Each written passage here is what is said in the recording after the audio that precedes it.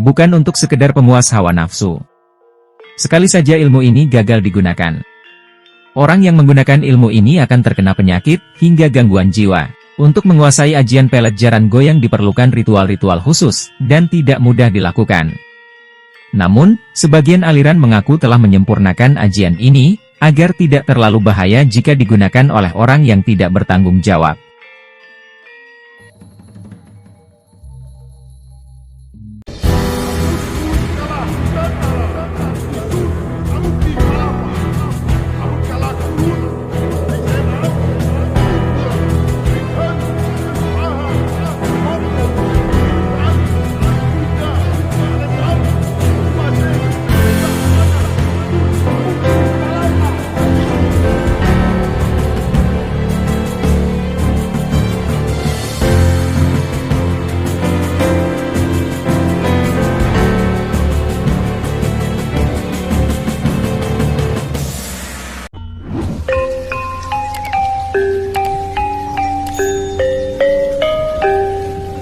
Salam spiritual budaya Nusantara. Terima kasih karena tetap setia kepada kami, dan bagi yang baru bergabung jangan lupa subscribe channel kami. Untuk menyingkat waktu langsung saja kita ke topik pembahasan kami.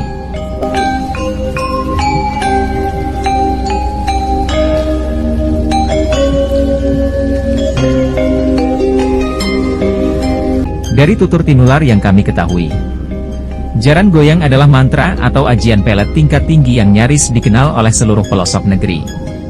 Asal-muasal ilmu jaran goyang memiliki kaitan erat dengan sosok Nyi Pelet atau Nini Pelet, seorang ratu gaib yang berasal dari Gunung Ciremai.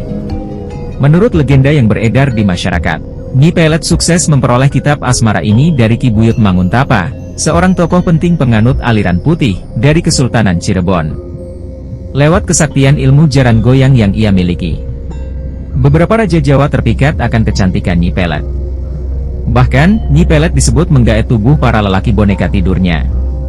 Namun, sebelum mengupas lebih jauh akan kesaktian Nyi Pelet tersebut, perlu diketahui terlebih dahulu sejarah daripada ilmu jaran goyang itu sendiri.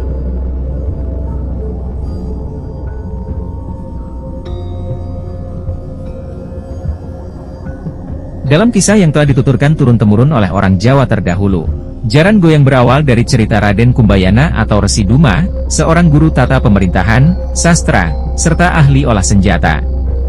Raden Kumbayana jatuh hati kepada Bethari Wilutama, putri dari Sang Hyang Jagat Girinata atau Batara Guru.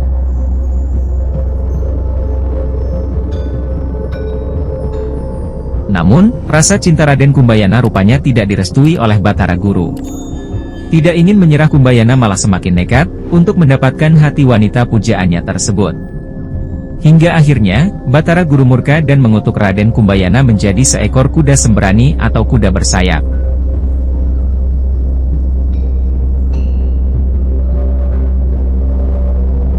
Tanpa sepengetahuan Batara Guru, diam-diam Raden Kumbayana yang telah berubah wujud akibat kutukan, mengucapkan sebuah mantra sambil mengepak-ngepak sayapnya, ia melesat secepat kilat ke angkasa. Mantra tersebut membuat siapapun yang melihat kepakan sayapnya akan terpikat, tidak terkecuali Bethari Wilutama. Raden Kumbayana akhirnya berhasil mendapatkan cinta Bethari Wilutama meski sosoknya telah berubah menjadi kuda. Sejak saat itu, mantra Raden Kumbayana dikenal dengan nama jaran goyang.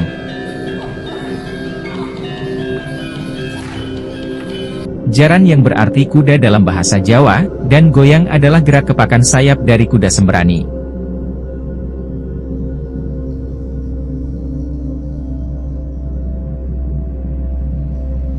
Ilmu jaran goyang dipercaya saat ini menjadi ilmu yang ampuh dalam memikat lawan jenis.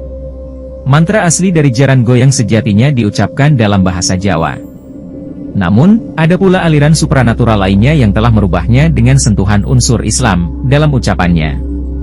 Ilmu ini tidak bisa digunakan sembarangan. Harus dengan kesungguhan mencari jodoh hingga akhir hayat.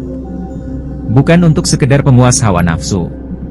Sekali saja ilmu ini gagal digunakan, orang yang menggunakan ilmu ini akan terkena penyakit hingga gangguan jiwa. Untuk menguasai ajian pelet jaran goyang diperlukan ritual-ritual khusus, dan tidak mudah dilakukan. Namun, sebagian aliran mengaku telah menyempurnakan ajian ini, agar tidak terlalu bahaya jika digunakan oleh orang yang tidak bertanggung jawab.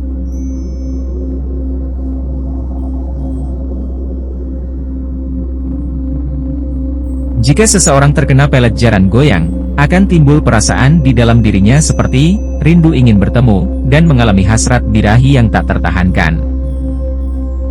Nyi Pelet dalam hal ini, memiliki ambisi agar dirinya nampak selalu awet muda, cantik dan menawan. Adapun syarat yang harus dilalui Nyi Pelet untuk mencapai cita-citanya. Ia harus menumbalkan pria-pria muda sebagai sarana ritualnya.